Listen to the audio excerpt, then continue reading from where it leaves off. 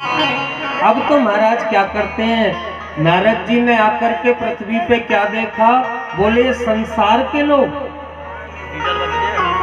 देखा तो क्या करते हैं महाराज, खाली अपने पेट भरने में लगे हुए हैं। बोले हमारा पेट कैसे भरे। और उसके बाद संतों में जाकर के देखा, चलो देखता हूँ थोड़ा शांति मिले। संतों के आश्रम में गए तो संत पाखंडी हो गए। गृहस्थियों में जाकर के देखा तो क्या देखा, बोले महाराज भारत के लोग अन्न बेचते हैं। स्त्रियों को देखा अपने सम्मान को बेच रही हैं। और जैसे जाकर के देखा, अटशूला जनपदा शिवशूला ध्वजातया भारत के लोग अन्न बेच रहे हैं, ब्राह्मण वेद व्यवसायी हो गए, स्त्रियां सम्मान रहित हो गई।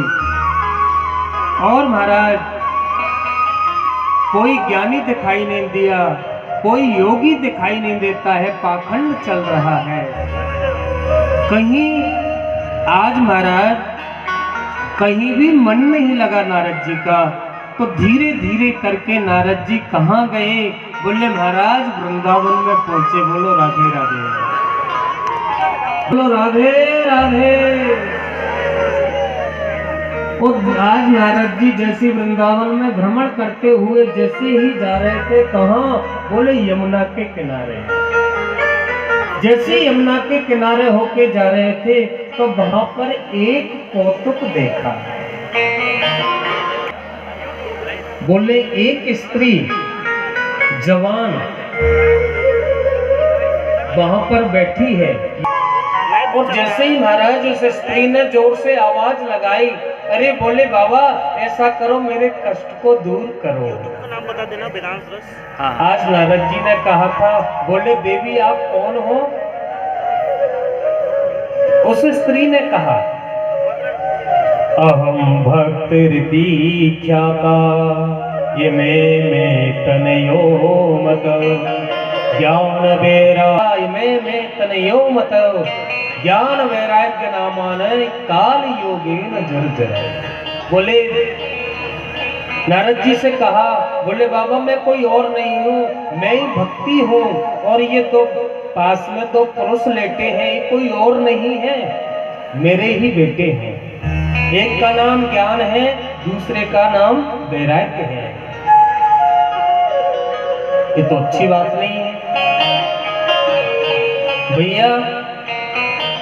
पुत्र को तो युवा होना चाहिए, वो तो वृद्ध है, और माता को वृद्ध होना चाहिए, वो युवा है। तो ऐसा करो मेरे कष्ट की निवृत्ति करो, कुछ करो। उसी समय महाराज आज नारद जी महाराज ने वेद वेदांत का पाठ किया, गीता का पाठ किया। गीता पाठ है मुहुर्मुहु, गीता का पाठ किया, लेकिन थोड़ी सी मूर्छा टूटती, होश में आते फिर गिर जाते, मूर्छा आ जाती। आकाशवाणी हुई, बोले नारद। और जैसे संतों के आश्रम में जाते कोई उत्तर नहीं दे पा रहा था, तो आज महाराज नारद जी सत्कर्म खोज रहे हैं। नारद जी ने कहा था, ऐसी बात नहीं है देवी, मैं तुम्हारे कष्ट की निवृत्ति के लिए जरूर कुछ करूंगा। और नारद जी तो ये कहने लगे, कहीं जाने की क्या जरूरत है, आप तो ऐसा करो वृंदावन में तो हो, इस रज में ही लोट लगाओ, आपकी कष्ट दूर हो जाएगा। और महाराज वृंदावन को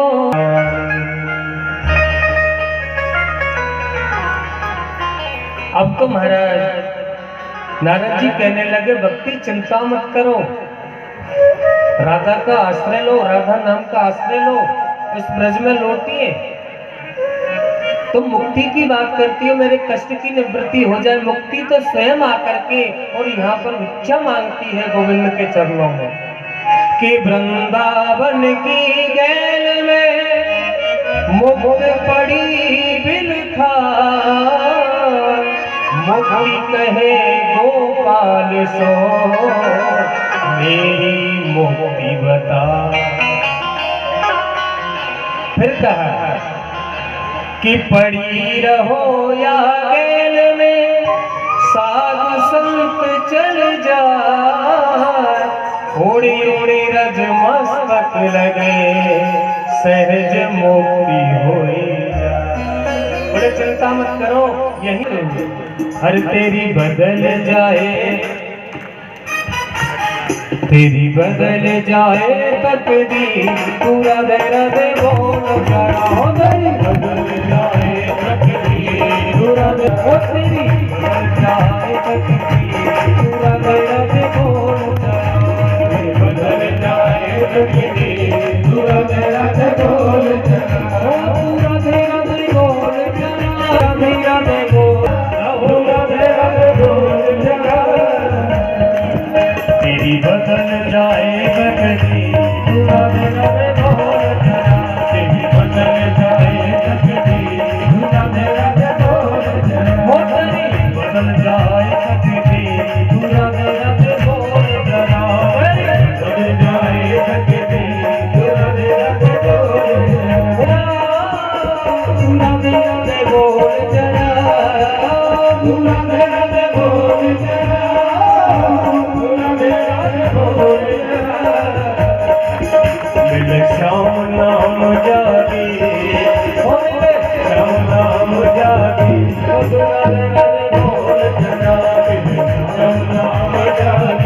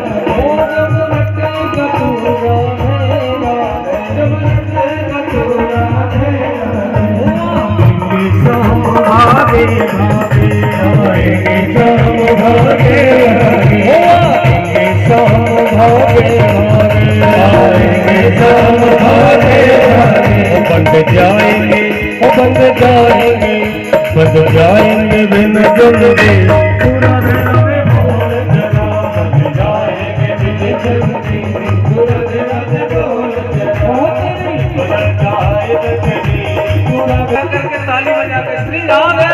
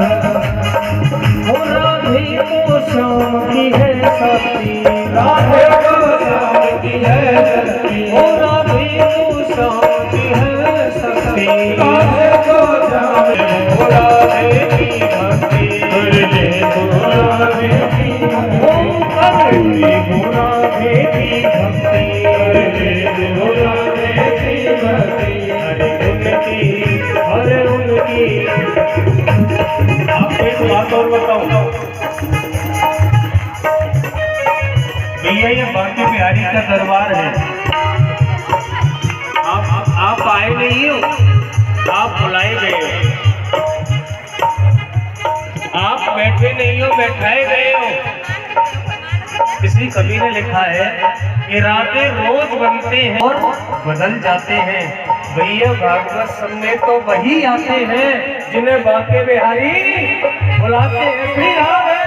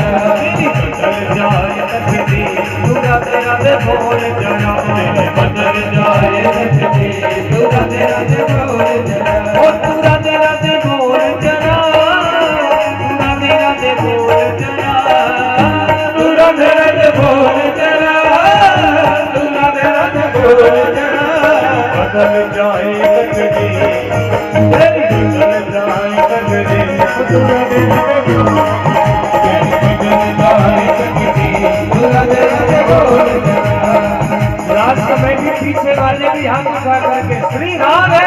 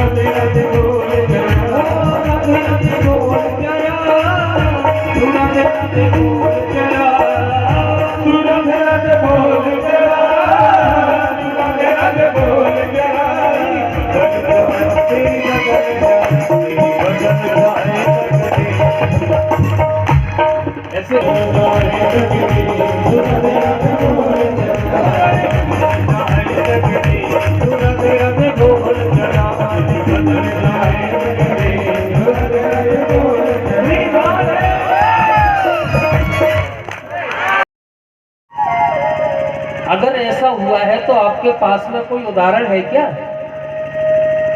बोलो राधे राधे। कोई उदाहरण है? बोले हाँ।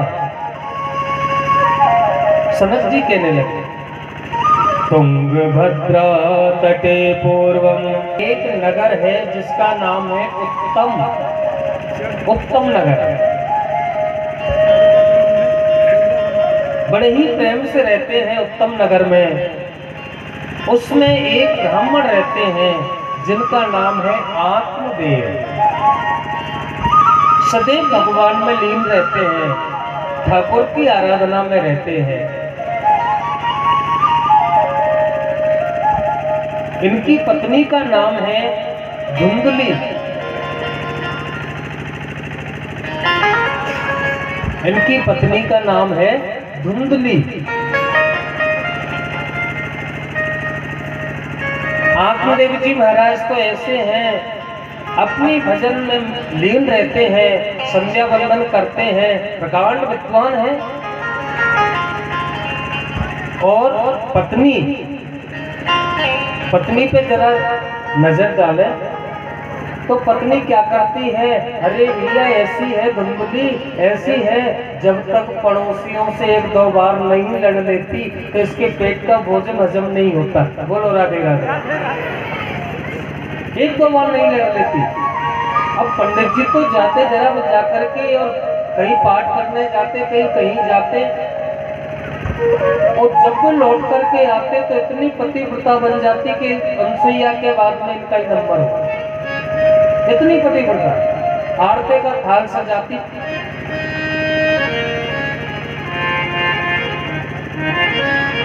लेकिन इनकी यहाँ क्या है? इनकी यहाँ भी एक कमी है। बोले भैया इनके कोई बालक ना है, पुत्र नहीं है, पुत्र भी नहीं है, और तुलसी का गमला है वो भी सूख जाता है। गैया भी है लेकिन वो भी बाज है, कभी बच्चा बच्चियां नहीं देती, तुम्हें जानना पड़ता है। एक दिन क्या हुआ था, आत्मदेव जी महाराज ने सोचा कि मुझे तो ऐसे जीवन जीने से क्या फायदा, मेरे घर में पुत्र नहीं है। सामने देखा तो एक संत आ रहे हैं। जैसे संत आ रहे हैं, संत ने आकर के देखा, तुम क्योंकि चिंता में थे, तो संत ने देखा लगते तो कोई ब्राह्मण है, बात क्या है। और जैसी देखा, कहा बोले बात क्या है जरा बताइए। बोले महाराज क्या बताऊं, सब ठीक है, लेकिन एक चीज इसलिए मैं चिंता में हूं क्योंकि मेरे घर कोई पुत्र नहीं है। कहा बोले ब्राह्मण सबके जन्म बदईते पुत्रो नहीं बच नहीं बच। और कहने लगा, नाथदेव जी ने कहा बोले अगर तुमने मुझको पुत्र नहीं दिया तो मैं तुम्हारे सामने अपना सिर पटक पटक के मर जाऊंगा, लेकिन वापस नहीं जाऊंगा, या तो मुझको पुत्र दो। संत बोले मैंने कैसी आफत पाल ली, अच्छे खासे जा रहे थे और रास्ते में ये मिल। संत ने फिर कहा था, बोले ब्राह्मण क्या करोगे पुत्र लेकर। पुत्र होने की बात पुत्र हो जाए भगवान की कृपा है, अगर वही पुत्र हो जाता है तो प्यारे पूरे जीवन भर आंसुओं को सूखने नहीं देता। पुत्र नहीं होता है तो एक बार तो एक दुख होता है कि हमारे पुत्र नहीं है, लेकिन वो पुत्र हो जाता है तो प्यारे जीवन पर्यंत आपके आंसुओं को रुकने नहीं देता।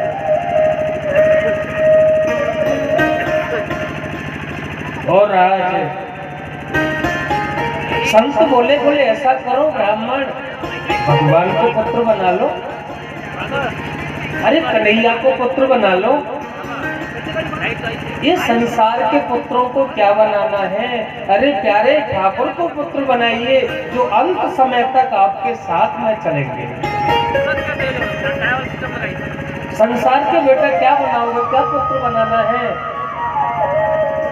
तो अगर तुम सोच रहे हो पुत्र क्या कर देता है, पुत्र क्या करता है, पुत्र ये कर देता है आपको ले जा करके संसार में ले जाएंगे, तो संसार में ले जा करके, और महाराज देखिए संसार के ढोंगी आजकल के देखिए, अरे भैया क्या करते हैं पुत्र आजकल, बोले ले जाते हैं कहाँ संसार में, राम नाम सत्य हो जाता है, क्या करेंगे नए वस्त्र पहनाएंगे और मलमल के स्नान कराएंगे। अरे भैया अब क्या कराता है, जब अब क्या रखा है उसमें, घी लगा करके जब लगा देंगे उसके बाद में चिता पर रख देंगे। अब तो ब्राह्मण देखिए इसके लिए पुत्र मांग रहे हो, क्या करता है, अरे छोटे मोटे डंडे से काम नहीं चलता, पूरा 7 गांठ का बांस लेकर के आता है, उससे जब ऐसी ठोकर मारता है सिर में, 1 लोटा जल भर घी भर देता है, इसके लिए तुम पुत्र मांग रहे हो। मैं तो सब कहता हूँ ब्राह्मण इस ठाकुर को पुत्र मानिए, आपके साथ में चलेंगे।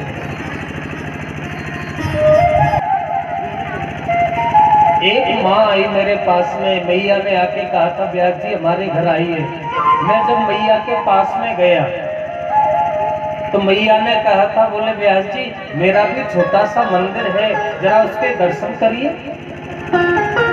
मैंने जाकर देखा, बहुत सुंदर मंदिर था, लड्डू गोपाल जी थे और माता लड्डू गोपाल की सेवा करती थी। जनवरी का महीना था तो मैंने देखा जहाँ पर लड्डू गोपाल जी बैठे थे उस चौकी पर महाराज पोलोथीन लगी हुई थी, उस चौकी पर पोलोथीन लगी हुई थी। मैंने कहा भैया जरा ये तो देख लो, तुमने भगवान कहाँ थैली लगा रखी, पोलोथीन लगा रखी है, और वैसे ही बहुत सर्दी पड़ रही है तो कन्हैया को सर्दी लग रही होगी। तो मैया ने कहा, बोले ब्यास जी क्या बताओ, तुम भी मेरे भोले हो, मेरा छोटा सा लाला है, अगर चौकी पर अगर सर्दी को समय अगर सुसु कर देगा ना तो जरा तकलीफ हो जाएगी, इसलिए पॉलीथीन बांध रखी है, बिस्तर नहीं भीगेंगे। माता का भाव देखो, मैया ने लड्डू गोपाल को अपना बेटा बना लिया। किसी ने लिखा भी है, बहुत अच्छा गाते हैं उसको, हर भक्त बिना ये कुछ भी नहीं है, हर भक्त बिना ये कुछ भी नहीं है, हर भक्त है इसकी शान भगत के बस में है भगवान, भगत के बस में है भगवान, भगत के बस में है भगवान, भगत के। पहला होता है श्रोता, पहला होता है श्रोता। श्रोता कौन होता है भैया? आपको पता है, श्रोता वो होता है कि जैसे पता है कि 6 बजे कथा प्रारंभ हो जाएगी तो 5:45 पर ही आकर के और अपना स्थान ग्रहण कर लेता है, किसी से कोई मतलब नहीं। और महाराज जैसी कथा पूरी होती है प्रेम से कथा सुनता है और महाराज धीरे प्रसाद लिया अपने घर चला जाता है, प्रेम से कथा सुनता है, वो होता है श्रोता। एक होता है दूसरे नंबर का श्रोता, बोलो राधे राधे। एक होता है श्रोता, श्रोता तो जानते हो ना, जो सुपारी काटता है, घर से आ जाता है, घर से आकर के बेचारे आकर के बैठ जाते हैं, तो उनका तो वही श्रोता की तरह से जीव चलती। देखो देखो ये तो बनवाया ही नहीं कमेटी वाले समिति वालों ने, ये नहीं किया, ये नहीं किया, ऐसा नहीं हुआ, ऐसा होना चाहिए था, ये हुआ। मतलब 4-5 घंटे ना तो खुद कथा सुनता है ना पड़ोसी को सुनने देता है, बस 4-5 घंटे ऐसे ही व्यतीत हो जाते, वो घर चले जाते हैं। तो तीसरे नंबर के होता है जी श्रोता, बोलो राधे राधे। घर में तो बच्चे सोने नहीं देते, बोलो राधे राधे, शोर मचाते रहते हैं, बेचारे आके पंडाल में आ गए, बहुत अच्छी कथा हो रही है, अगर उनको कहीं पीछे से कोई बल्ली मिल जाए और कुर्सी मिल जाए तो कहना ही क्या। और वो तो आए बैठे और 3-4 घंटे की समाधि लग जाती है, सो जाते हैं, और 3-4 घंटे बाद में जब जैसी ध्वनि कान में पड़ती है, बोलो बागे हरि राम, तुरंत उनकी नींद खुलती। अरे अब साहब कहते हैं वास्तव में कथा में तो बहुत आनंद आ रहा है। अगर उनसे पूछ लिया जाए कि जी आपको कौन सी कथा में ज्यादा आनंद आया, अरे वो पता नहीं है लेकिन कथा में आनंद आया, बोलो राधे। तीसरे नंबर के होते हैं श्रोता। तो एक बात बताओ, श्रोता से तो श्रोता ठीक है भाई, किसी की भलाई बुराई तो नहीं है, कम से कम आते हैं तो चाहे वे सोते हैं, कभी कभी तो जाकर के उनके कान में जाके कभी कभी तो जाके बिहारी का नाम जाता ही होगा, बोलो राधे राधे। और एक और बात, श्रोता 3 प्रकार के होता है। और वहां पर विमान आया धुंधकारी के लिए, धुंधकारी को ले जा रहे थे। अब मैं आपसे एक बात पूछूं, बोलो राधे राधे। अगर यहाँ पर विमान आ जाए, यहाँ पर विमान आ जाए तो जाने के लिए कौन कौन तैयार है, बोलो राधे राधे। अगर यहाँ पर विमान आ जाए तो भगवान के धाम को कौन जाने के लिए तैयार है? ये कहेंगे महाराज अभी तो महाराज धाम से फ्री हुए हैं, बोलो राधे, अभी तो बच्चे की शादी आ रही, कभी कुछ आ रही। विमान कोई ये नहीं है भैया विमान तो ये नहीं है कि बड़ा प्लेन आता है, अब वो आता है आपको बिठा के ले जाएगा। विमान किसको कहते हैं? विमान उसको कहते हैं प्यारे, जिसने कथा सुनी उसका अभिमान चला जाता है, उसको विमान कहते हैं। बोले भैया उनको विमान आया था, तो कथा सुनी और आपका अभिमान नहीं गया तो सुनना ना सुनना बराबर है। बोलो राधे राधे। परीक्षक जा रहे थे स्वर्ग के भागवत श्रवण करके, तो देवताओं ने क्या किया, सददेव जी के पास में गए। बोले ऐसा करो गुरुदेव, इस स्वर्ग का अमृत है, परीक्षक को मरने का डर है, तो ऐसा करो अमृत को तो उनको पान करा दो, और ये जो भागवत रूपी अमृत है ना, इसको हमें पान करा दो। सददेव जी ने मना कर दिया। बोले कहाँ कांच का टुकड़ा, कहाँ पारस मणि, तुम उसकी तुलना, अमृत की तुलना भागवत रूपी अमृत से करना चाहते हो? प्यारे स्वर्ग में भी सब मिल सकता है, लेकिन स्वर्ग में ये भागवत अमृत नहीं मिलता। बोलो राधे राधे। तो मना कर दिया। तो ब्रह्मा जी ने देखा इतनी शक्ति है भागवत की, मना कर दी, तो तराजू लगा दिया। एक पल्ले में, एक तराजू में तो सबको, सब ग्रंथों को रख लिया, 17 पुराणों को रख लिया, और एक पल्ले में भागवत को रखा। और जैसे ही उठाया तो महाराज जिसमें वजन ज्यादा होगा वही पल्ला तो भारी रहेगा। तो भागवत रूप में जो पल्ला भारी रहा, श्रीमद् भागवतः शास्त्रः प्रत्यक्ष कृष्ण ये वही। तो ब्रह्मा जी ने भी कह दिया, अरे देवताओं, ये कोई पुराण नहीं है, पोथी नहीं है, ये तो स्वयं कृष्ण का ही विग्रह है। बोलो राधे राधे। जो भागवत का दर्शन करता है वो बांके बिहारी का ही दर्शन करता है। इस प्रकार से महाराज उसी समय क्या हुआ, दोबारा कथा हुई। गोकर्ण जी महाराज ने दोबारा कथा की, और दोबारा कथा जैसी हुई उसके बाद में जिस प्रकार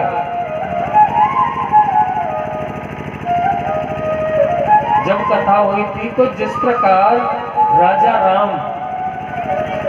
राम समस्त अयोध्या वासियों को लेकर के अपने धाम को चले गए, उसी प्रकार गोकर्ण जी महाराज समस्त ग्रामवासियों को लेकर के और पुनः भगवान के धाम को प्रस्थान कर गए। बोलिए बांके बिहारी लाल जय जय श्री राधे, जय जय श्री राधे। मास के बारे में बताया, भागवत सुनने की विधि बताई।